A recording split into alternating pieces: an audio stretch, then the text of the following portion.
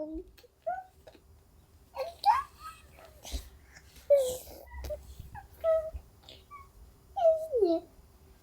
was born into a family, a loving mum and dad. You know, they didn't always get on and see eye to eye, but my dad was in the Navy. He went on a discovery himself, into a spiritual discovery, and left the Navy to become a priest.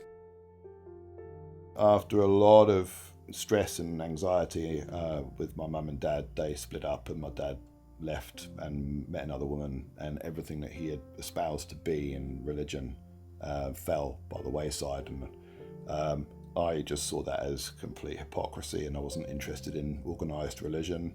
I wasn't interested in the church. I was interested in having fun.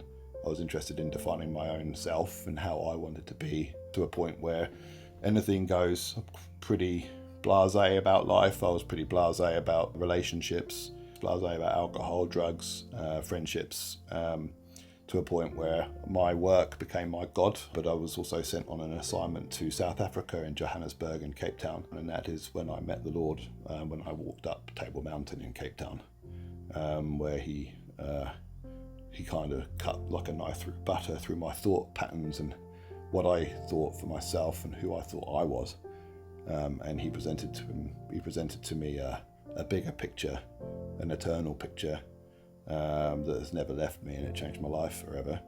And the most humbling part of my journey was acknowledging that, okay, Jesus, you are real. Number two, I've got still a free choice to accept you, even though you're here talking to me. And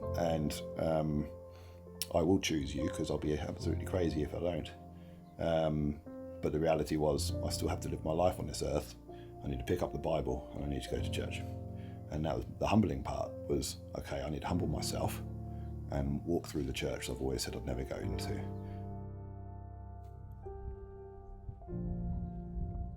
When I left my work assignment, I needed to leave that job, and that job had to come to an end.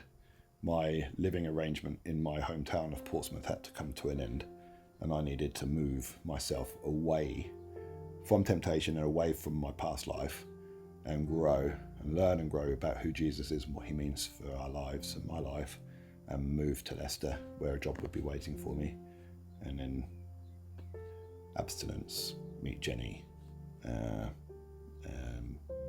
slowly but surely changed my life. So I met Jenny at a life group. She was covered in horse gear and horse hair and the smell of horses, because she had just finished her job. And then the following weekend, I was sitting at church. Jenny walked in to the church, not in horse gear, but wearing her Sunday best. And she then came and sat right next to me at the back. And then we started talking after the church service, and we went for a hot chocolate and a coffee. God's always been very central in our relationship, in our marriage. It's always been me, James, and God, and the three of us. We've always felt that he's been right there, even at times when we felt that he was silent when we were asking for a baby. It's interesting, because at the time, if I look back, I assumed that I would naturally have a baby. I never thought for 1 second that I or Jenny wouldn't be able to have children. I kind of perhaps assumed it would be almost like a divine right that we would have them. And yeah, we went through what I'd probably associate as a bit of a Groundhog Day moment, where we would have the insemination, go through the process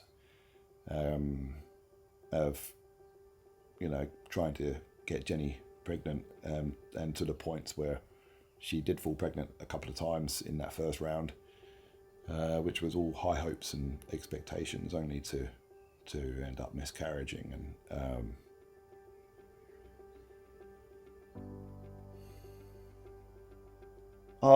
And the miscarriages, that was the hardest thing, the strain on Jenny.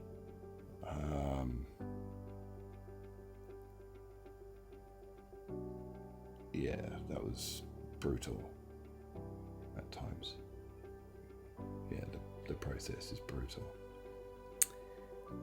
The hardest thing for us for trying for a baby was watching very close friends have babies. We were in the hospital losing a baby, having a miscarriage at the same day our friends were giving birth. So we had a few instances like that. But God was faithful. Even in amongst it, we had family, friends constantly praying for us, even at the times when we couldn't pray.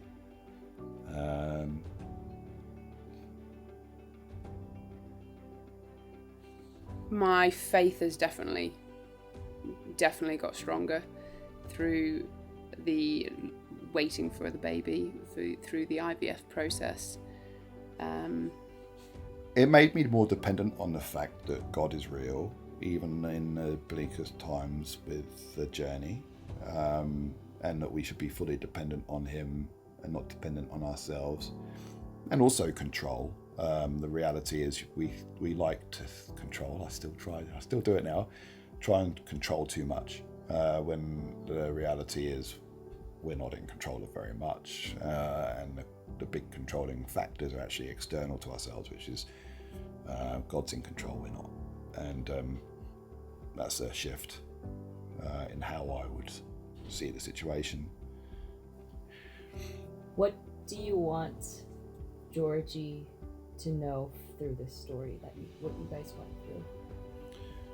I think I'd like him to know that he was well and truly wanted. Yeah, 100% wanted. Well and truly wanted. Yeah, 100% wanted. You were wanted for 9 years, mate. Yeah. You're supposed to be 9 and 10 years old. Yeah. I think what we'd like Georgie to know through the story when he hears it and is able to receive it and understand it is trust God, don't doubt Him, even when it's the most challenging points. What God has done for us is that we weren't defined by it, and that God will still provide for you in ways that you can't imagine were possible, which He has done for us in so many ways. Yeah. So, yeah, I think.